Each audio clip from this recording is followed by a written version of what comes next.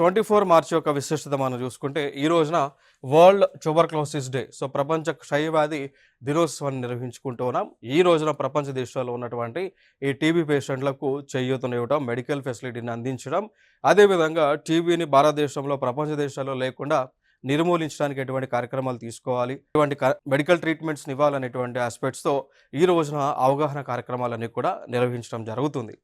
So 24 March 1882లో German scientist అయినటువంటి Robert catch ఈ tuberculosis అనేటువంటిది ఈ బ్యాక్టీరియం మైకోబాక్టీరియం ట్యూబర్క్లోసిస్ ద్వారా వస్తుంది అనేటువంటి అంశాన్ని కనుగొనడం జరిగింది. సో కాబట్టి ఆ ఆస్పెక్ట్స్లో 24 మార్చ్ ఆయన కనుగొన్నారు కాబట్టి అందుకోసమే వరల్డ్ ట్యూబర్క్లోసిస్ డేని నిర్వహించుకోవడం జరుగుతూ ఉంది.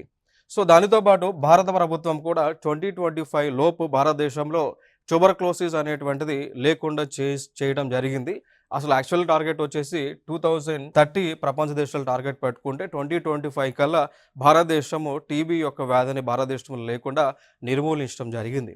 ఈ ఆస్పెక్ట్స్లో కూడా డాట్స్ డైరెక్ట్లీ అబ్జర్వ్ ట్రీట్మెంట్ని ఇక టీబీ నిర్మూలన కోసం ఇస్తూ ఉన్నారు. దాంతోపాటు ప్రభుత్వ హాస్పిటల్స్లో ఫ్రీగా మెడికల్ ట్రీట్మెంట్ని, ఫ్రీగా మెడిసిన్స్ని, ఫ్రీగా న్యూట్రిషనల్ సపోర్ట్ని కూడా ఈ టీబీ పేషెంట్లకు ఇస్తూ ఉన్నారు. దానితో పాటు టీబీ పేషెంట్లను మానిటరింగ్ చేయడానికి కూడా నిక్షయ్ పోర్టల్ని ప్రభుత్వం లాంచ్ చేయడం జరిగింది. ఇది ఒక ఆస్పెక్ట్.